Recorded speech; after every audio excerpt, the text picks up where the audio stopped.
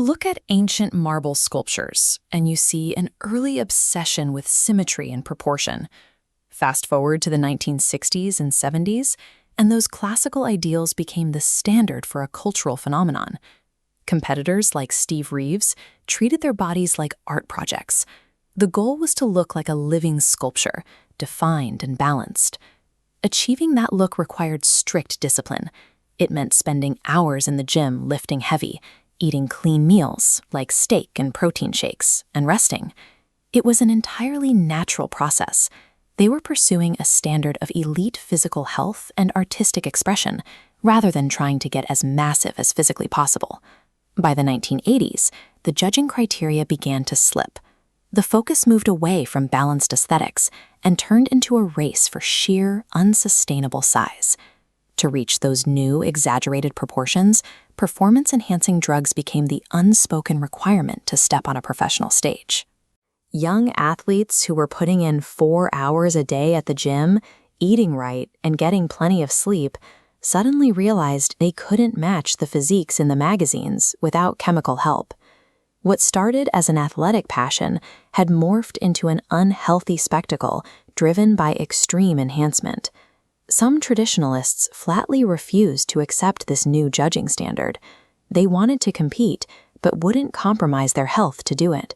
In 1988, a dedicated faction split off and officially organized the very first completely natural bodybuilding and fitness competition.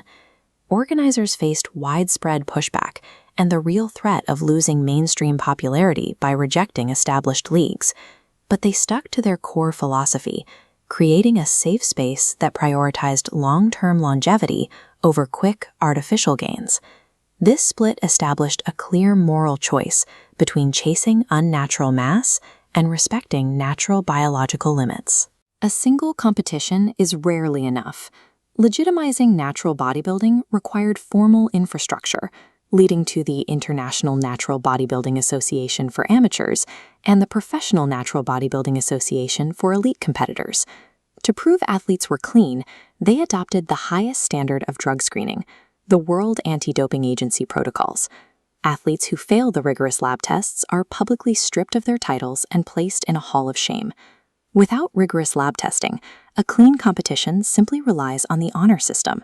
WADA compliance turns bodybuilding into verifiable science. Today, the natural movement is a rapidly expanding, globally recognized sport with affiliates in 60 countries. This flyer highlights the Professional and Amateur Bodybuilding and Fitness Championships in Southern California, a major international event pulling athletes worldwide. It offers real economic incentives. Competitors can earn significant cash, like this $15,000 payout, along with prestigious professional recognition. Modern athletes finally have a legitimate path to achieve professional success and financial reward while keeping their biological health intact. This modern infrastructure has successfully brought back the judging criteria that started it all: aesthetic balance, symmetry, and artistic presentation.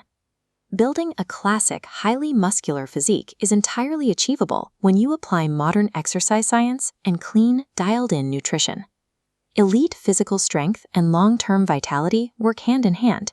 You don't have to choose one over the other. The classic ideals of the 1960s are alive and well today. They provide a proven, functional blueprint for maximizing human performance.